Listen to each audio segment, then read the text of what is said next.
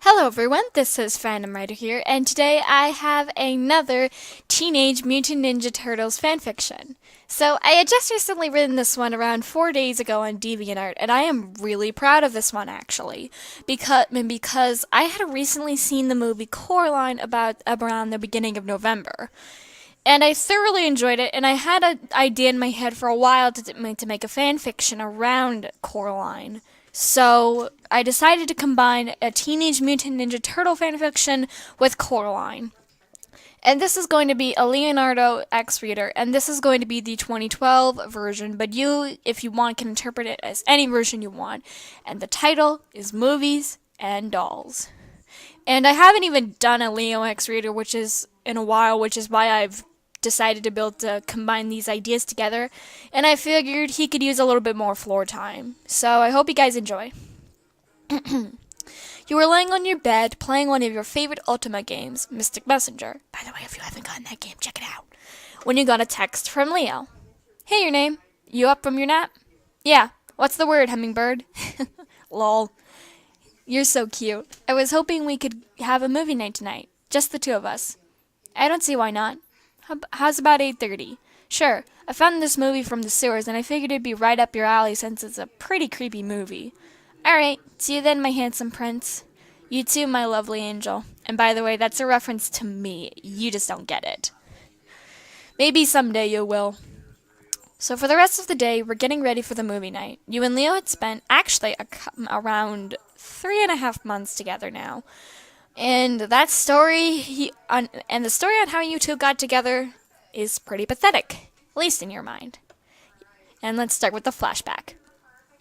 The bottle spun around the circle of you and your friends until it landed on you. April and Casey had invited you all over, and April proposed that you all play Truth or Dare. Okay, your name, Truth or Dare. I'm gonna say Dare, you said with a confident tone. She smirked evilly. And that made you start to worry. You know April could be very mischievous if she wanted to be. You saw the wheels in her head turning until her eyes lit up. I dare you to kiss one of the turtles. You felt shock travel up and down your body and the color drain from your cheeks.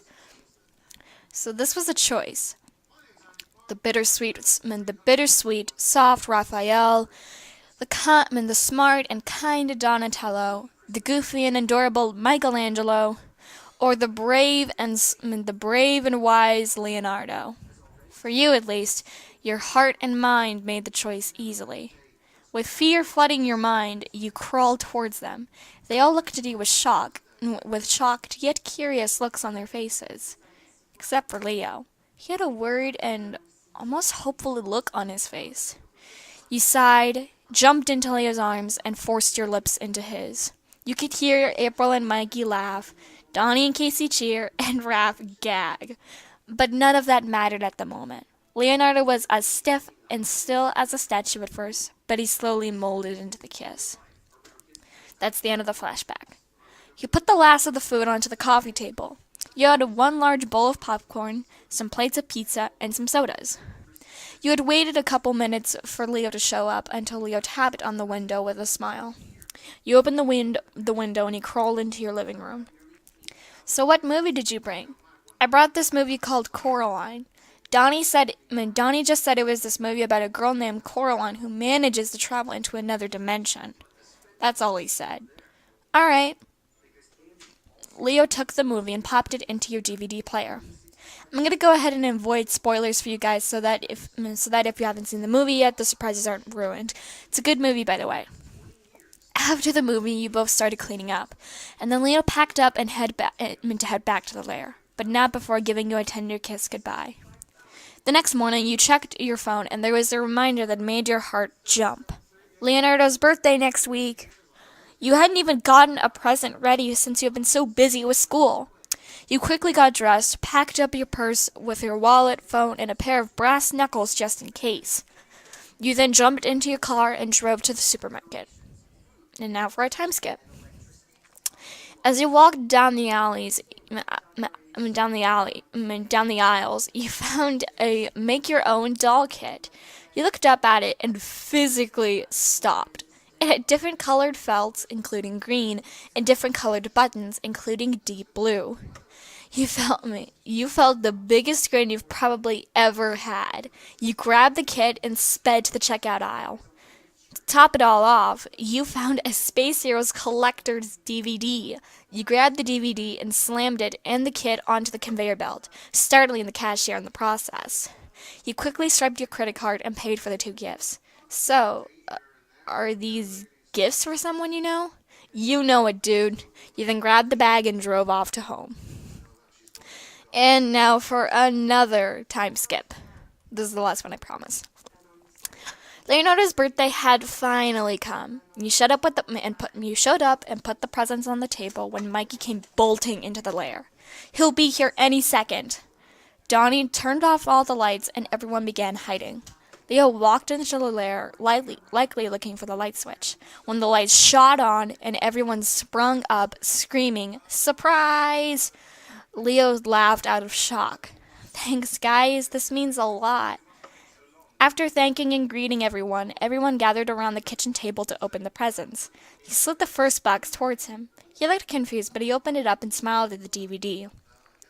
Just as he was about to thank you, you handed him a small gift bag. He grew confused for a second again, and then opened it up, only to find a doll that looks exactly like him. The eyes, the skin, the bandana, even his shell and plastron. He looked at the doll and back at you. He repeated the process several times before you spoke. "I knew you liked the doll Coraline had and how it looked almost exactly like her. So I made you one." You smiled and closed your eyes with a giggle. Suddenly, you felt 2 muscular arms wrap around you tightly. "Thank you, Your Name. This is one of the sweetest gifts I've ever gotten." You heard a few ahs coming from the others, a chuckle from Sensei, and a chuckle from Sensei. But those noises disappeared from your mind. You smiled and wrapped your arms around Leo's neck and hugged him tightly. You never believed it when you were a kid, but giving gifts really does feel better than getting.